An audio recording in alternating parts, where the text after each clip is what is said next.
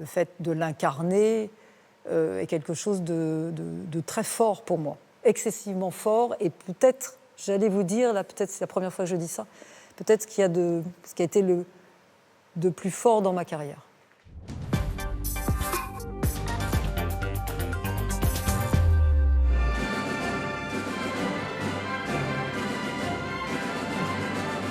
Bien.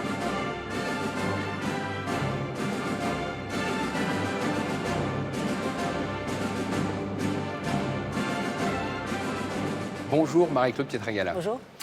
Alors, en fait, je vous appelle Marie-Claude, mais personne ne vous appelle par votre prénom. Non, tout le Dans monde... la vraie vie. Non, dans la vraie vie, tout le monde m'appelle Pietra. Alors, depuis très longtemps. Pietra, je vous interromps là en pleine répétition du prochain spectacle que vous allez proposer au Festival d'Avignon après la chute à partir du 14 juillet. La troupe est prête là ou il y a encore des ajustements ? Elle est quasi prête. Il y a encore quelques ajustements à faire. Je pense que même après la première, il y aura des ajustements à faire. Ce qui est formidable dans le spectacle vivant, c'est que justement, toujours le spectacle évolue. Que ce soit une surprise, l'ouverture, vous n'êtes pas au courant. Ah ! Bien, juste David. Voilà. Pietra, vous avez créé ce spectacle avec Julien Derouault. Bonjour Julien. Bonjour. Vous travaillez en duo depuis combien de temps là ? Est-ce qu'on va dire les années ? Parce que ça fait un bon bout de chemin, on va dire. Le Théâtre du Corps a 22 ans. Et on s'est rencontrés à Marseille. Ça fait presque 27 ans qu'on travaille ensemble. Vous arrivez encore à vous surprendre professionnellement ? On espère, en tous les cas. On espère se surprendre. On s'est habitué, finalement, à cette écriture à 4 mains, on dirait. En tout cas, on vous voit très attentif là, pendant les répétitions. Vous avez un œil sur chacun, alors qu'ils sont 8. Vous les regardez tous en même temps ? On essaye de voir la globalité de la pièce telle que va recevoir le public. Mais on essaye aussi, justement, dans cette phase d'ajustement, d'essayer de voir les progrès à faire pour chacun et puis de voir aussi leur personnage, comment il évolue, comment on peut aussi les aider à les faire évoluer le mieux possible. De quoi parle ce nouveau spectacle, Pietra ? Cette chute, après la chute, de quelle chute s'agit-il ? C'est la chute d'un monde, d'une société, d'un monde très individualiste. D'ailleurs, les personnages, les caractères sont très typés, et on les a voulus comme ça. Et puis, il y a cette chute de civilisation, d'un monde qui va disparaître, et comment on va reconstruire ce monde différemment par le collectif. Ça ne parlerait pas de notre monde, Julien, aujourd'hui, ce monde qui peut s'écrouler avec les guerres, les changements climatiques ? J'aime beaucoup cette phrase de Pina Bausch qui disait « Aimez-vous, sinon nous sommes perdus ». Et je crois que cette pièce parle de ça, c'est-à-dire au-delà du collectif, c'est qu'ils n'ont pas le choix, ces personnages. Il n'y a plus rien, donc ils vont être obligés de collaborer, obligés de travailler ensemble, obligés de se regarder, parfois en ayant des cultures et des personnalités différentes. Et donc, à travers ce regard qui est très important du départ, en effet, pouvoir imaginer au moins de reconstruire. Donc, Pietra, il y a de l'espoir à la fois dans ce spectacle et dans ce monde. La reconstruction est possible ? Oui, il y a toujours de l'espoir. Et puis, je veux dire, il y a une part de rêve, d'imaginaire. Et je pense que l'être humain, il a besoin de ça. S'il n'y a plus d'espoir, tout meurt. Donc, c'est le plus important, c'est l'espoir, l'espoir, l'espoir, l'espoir. Absolument.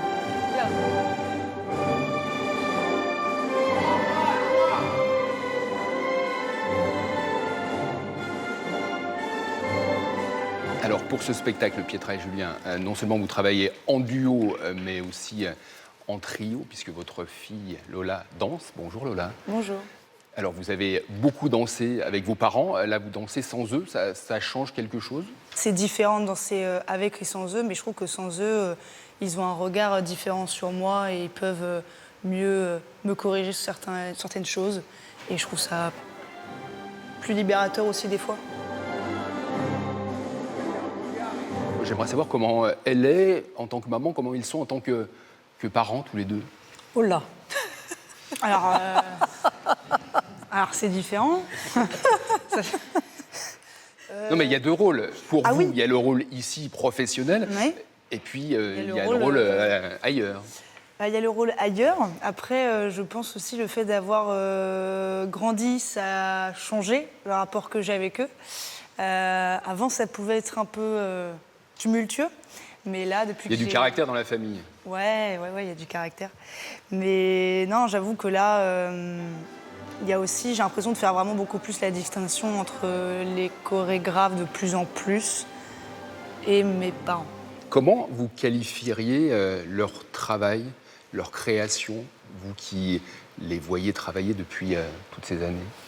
C'est un travail très pointilleux et aussi beaucoup dirigé sur la personnalité des artistes, l'âme des artistes. Et il y a un truc très généreux aussi dans le travail. On nous laisse aussi une liberté d'improviser, on nous laisse une liberté de faire ce qu'on a envie. Et ils prennent de notre matière pour pouvoir l'utiliser.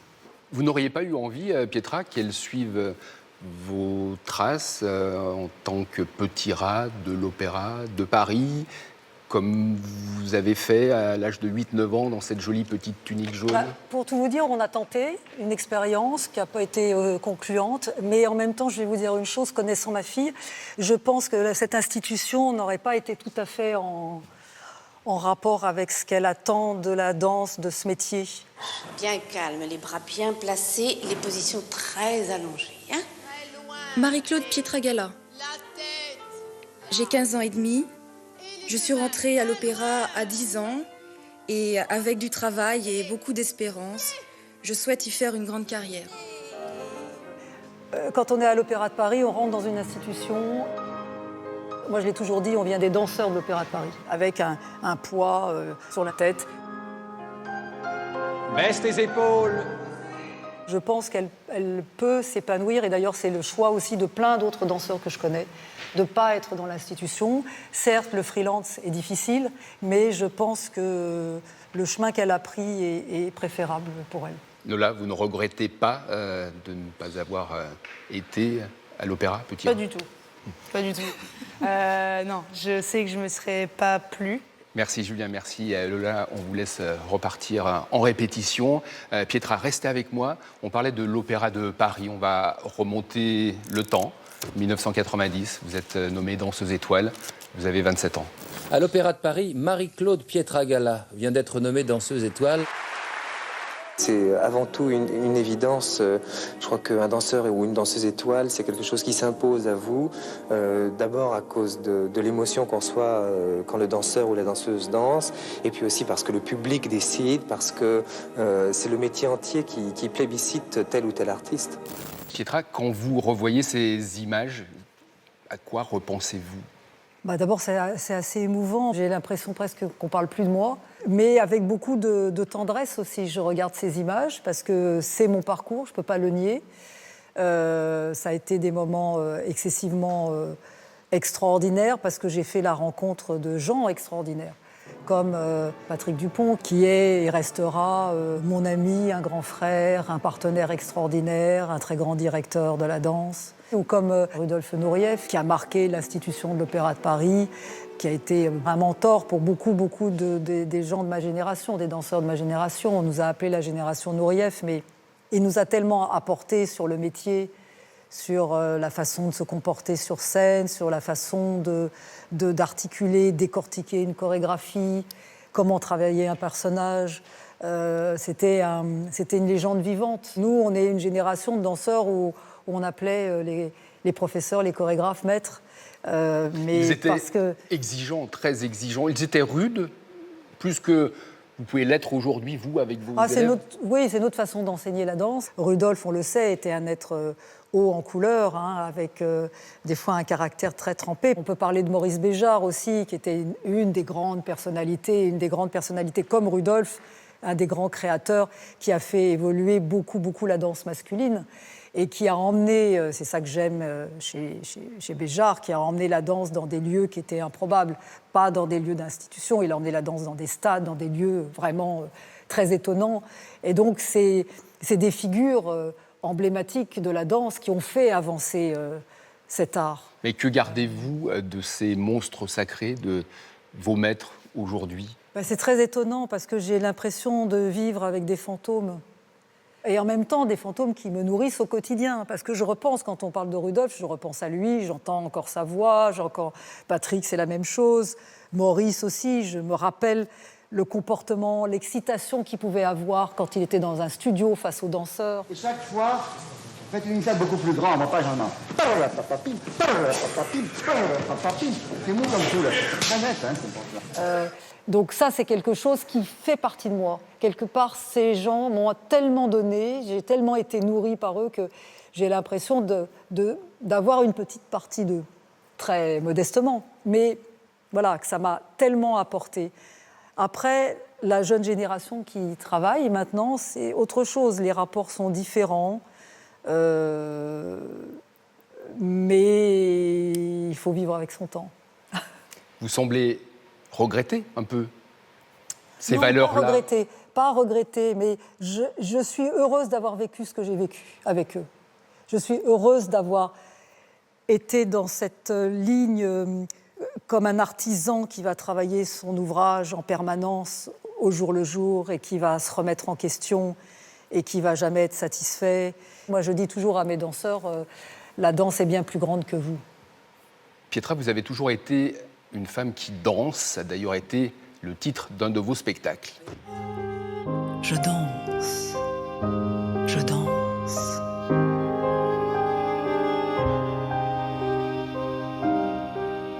Je suis une femme qui danse. Et aujourd'hui, vous êtes aussi une femme qui chante, et qui chante Barbara. Voilà combien de jours, voilà combien de nuits, voilà combien de temps que tu es reparti. Tu m'as dit cette fois, c'est le dernier voyage. Pour nos cœurs déchirés, c'est le dernier naufrage. Au printemps, tu verras, je serai de retour. Le printemps, c'est joli pour se parler d'amour. Nous irons voir ensemble les jardins refleuris et déambulerons dans les rues de Paris. Pietra Gala, Barbara, au Théâtre Mogador à Paris, ce sera en novembre 2027. Mais pour tous les curieux, tous les passionnés, tous les amoureux et de Barbara et de Pietra, la tournée reprend là, à la rentrée. Oui, la tournée, là j'ai un festival en été, là, chez moi, à Calvi, je suis ravie. C'est la première fois que je danse à Calvi. Puis après, ça reprend en septembre. La ressemblance, elle est évidente. Ah, ben voilà, moi je suis parfait pour vous. Pour vous, pas du tout. Mais ce qui est incroyable, c'est la voix, votre voix. Dites-le-moi du bout des lèvres, je l'entendrai du bout du cœur. Vos cris me dérangent, je rêve, je rêve.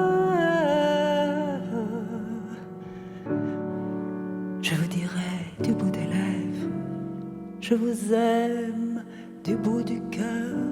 Vous saviez que vous chantiez aussi bien ? Non.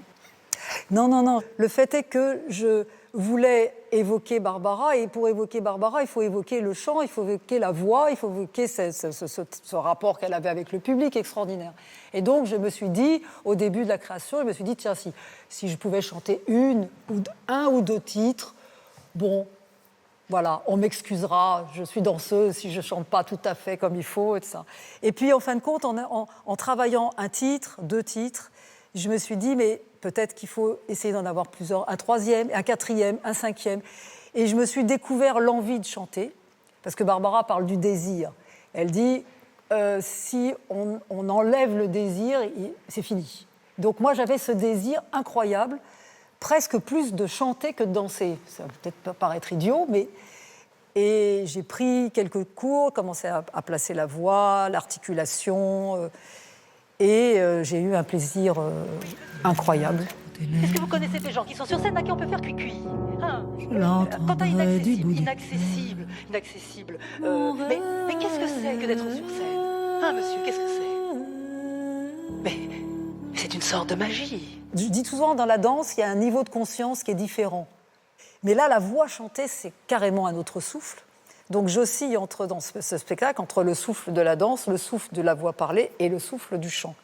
Et ça, pour moi, ça a été complètement libérateur. Il y a eu quelque chose qui s'est passé et je me suis dit, mais pourquoi j'ai attendu autant de temps ? Ah oui, vous avez attendu plus de 30 ans après votre première rencontre avec Barbara dans sa loge du Théâtre du Châtelet en 93. 93, et là, ce fut un peu frustrant parce que vous aviez envie d'aller plus loin dans cette relation artistique avec elle.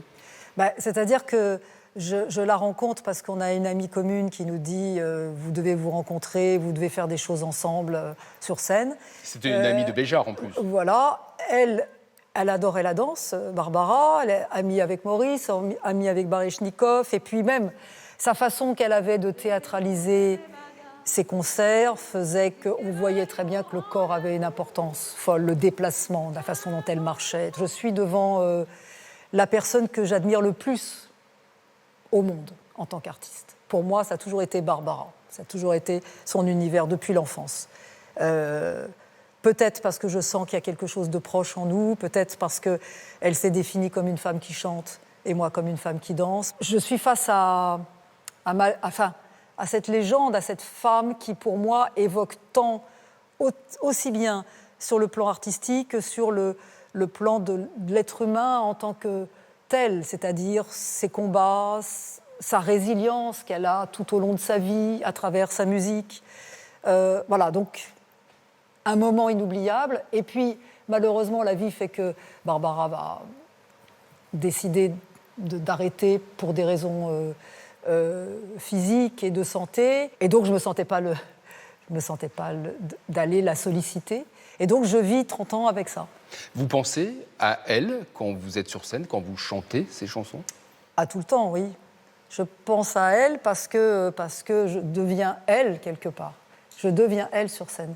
Le fait de l'incarner est quelque chose de très fort pour moi, excessivement fort. Et peut-être, j'allais vous dire, là, peut-être c'est la première fois que je dis ça, peut-être ce qui a été de plus fort dans ma carrière.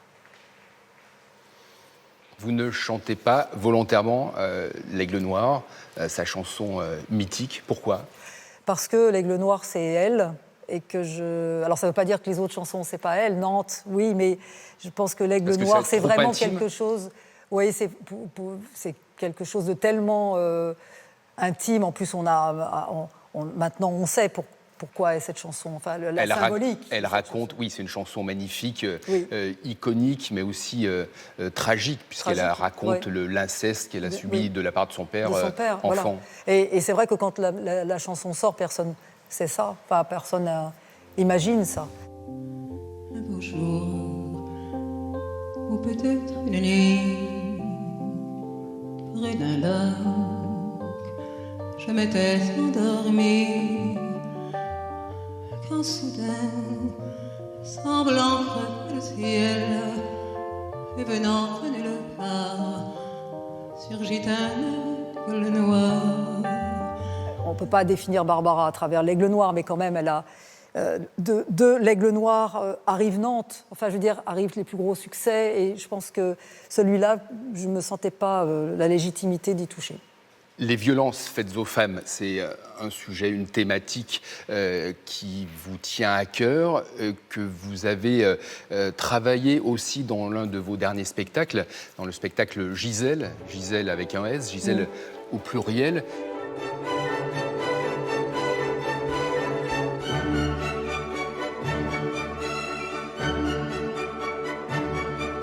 Qu'est-ce qu'elle raconte, ces Gisèle, des violences faites aux femmes aujourd'hui ?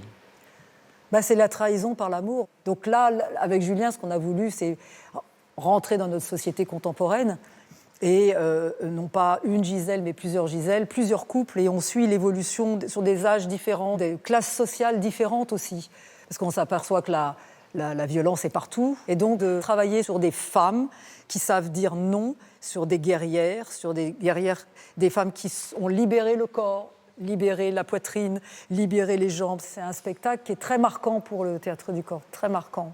Et marquant aussi pour les interprètes, aussi bien pour les femmes que pour les hommes. Pietra, que vous inspire le mouvement citoyen né de l'affaire Liana ? Beaucoup d'artistes ont pris fait et cause pour dénoncer ces violences sexuelles, ces dysfonctionnements de la justice, pour réclamer aussi une loi globale, une loi intégrale pour mieux protéger les femmes et les enfants. Vous partagez ce combat ? Absolument. Absolument, mais c'est déjà incroyable que ça n'existe pas à notre époque, quoi. Voir le retard qu'il y a. Et de voir la souffrance des gens qui vont témoigner, et soit qu'on ne croit pas, soit qu'on laisse le dossier comme ça pendant des années, le traumatisme qu'il peut y avoir chez ces enfants, chez ces femmes, qui déjà prennent sur elle d'aller témoigner, d'aller en parler, et qu'il ne se passe rien. Donc oui, la loi intégrale, ça me semble la moindre des choses que la société doit faire, justement, pour nos enfants. C'est ce qu'avait vécu d'une autre manière Barbara, qui avait voulu porter plainte à son époque. Oui, je crois qu'elle avait voulu porter plainte à son époque, et la personne qu'elle a eue en face d'elle, un policier, je ne sais pas exactement où c'était, mais a appelé son père pour qu'il vienne la chercher. La parole aujourd'hui se libère, mais il faut aller encore plus loin. C'est terrible d'ailleurs qu'il faille qu'il y ait la mort d'enfants ou de femmes pour se rendre compte que la société ne protège pas, quoi, ou protège mal. Je suis Dulcinée, l'intelligence artificielle suprême. En réduisant le vocabulaire, nous limitons les possibilités de contestation. Pour vous, Pietra et Julien, le monde qui vous entoure est une source d'inspiration. C'est le cas notamment avec ce ballet chorégraphique Don Quichotte qui va être repris à la rentrée.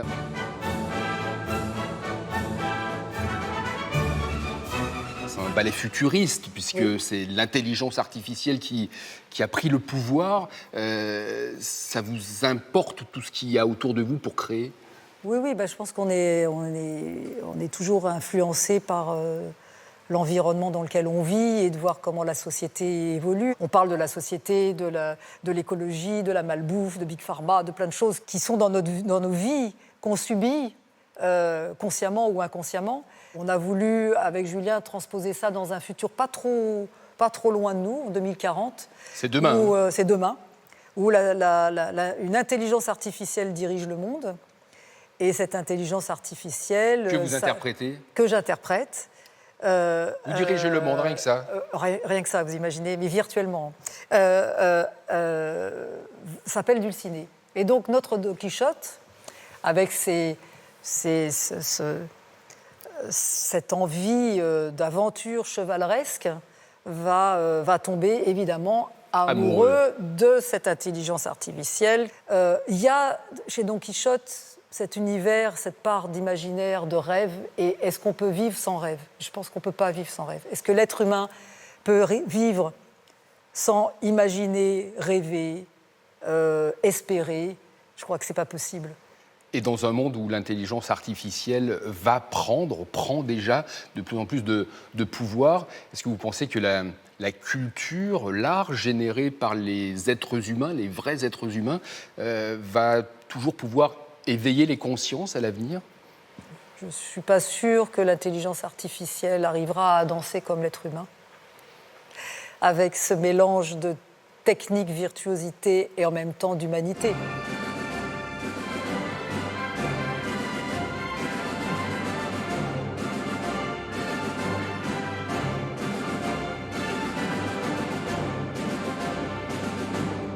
En fin de compte, sur scène, qu'est-ce qui nous fait vibrer ?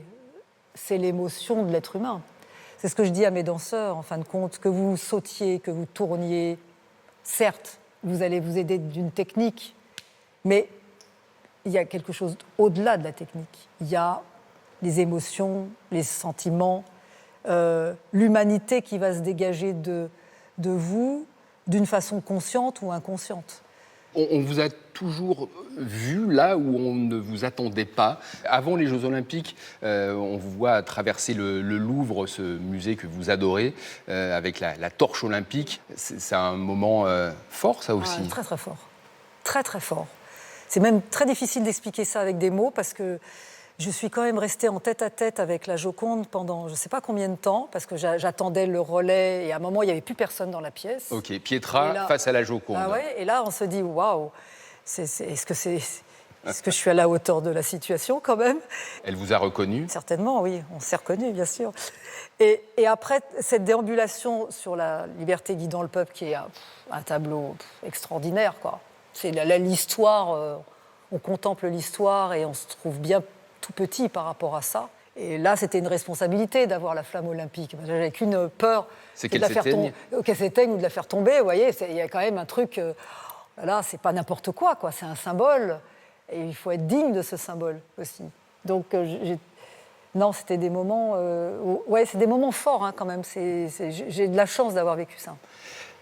Toutes vos créations, tous vos défis, tous vos ballets, vous les avez menés et vous les menez avec une volonté indéfectible. Est-ce que cette volonté chevillée au corps vient d'une maxime de Napoléon qui trônait sur la cheminée de la chambre de la petite fille que vous étiez? Peut-être. Au début, quand mon père m'a mis ça sur ma table de nuit, quand mon père m'a mis ça, je n'ai pas bien compris ce que ça voulait dire. Enfant. Quelle était cette maxime? Quand on veut fortement, constamment, on réussit toujours. Quand on veut fortement, constamment, on réussit toujours. Ah ouais, ça peut être écrasant. C'est écrasant, ça peut être écrasant. Et puis, c'est vrai qu'au début, je ne comprenais pas. Mon père était quelqu'un qui me disait toujours, il faut faire son travail, il faut travailler, travailler, travailler pour prouver qui on est. Napoléon est corse, votre papa était corse. C'est une île qui représente beaucoup pour vous. Vous y retournez J'y retourne souvent. C'est une île qui est forte, mais j'y pense pas obligatoirement quand je suis en Corse. J'y pense très très souvent, parce que je pense très très souvent à mes parents qui sont plus là. Et donc obligatoirement, je pense à la Corse, à ces vacances passées dans l'insouciance, dans l'aridité de la Corse, et en même temps avec ses richesses extraordinaires de la mer, la montagne pas loin, les oliviers, et puis cette petite fille qui devient à l'état sauvage. Donc c'est quelque chose qui est en moi très profondément et qui fait partie de moi. Pietra en Corse, ça veut dire quoi? Pietra, c'est la pierre. Donc c'est la pierre, c'est l'île, c'est le rocher, c'est les racines. C'est costaud. C'est costaud et c'est un rapport aussi avec les éléments, la terre et le ciel. Et le danseur, il est toujours entre la terre et le ciel. Il est enraciné dans le sol, parce que sans enracinement, on ne peut pas danser. Et en même temps, le corps s'élève vers une spiritualité et vers un ciel coloré et joyeux. Merci Pietra de nous avoir accordé ce rendez-vous ici dans votre théâtre du corps avec vos danseurs, votre passion, tous vos projets. Merci beaucoup. Merci à vous. On termine en chanson. J'aimerais terminer avec Barbara, forcément. La plus belle histoire d'amour, c'est vous? Par exemple. Par exemple, oui. Je suis venue pour vous dire ma plus belle histoire d'amour, c'est vous. Pietra, ça va être à toi.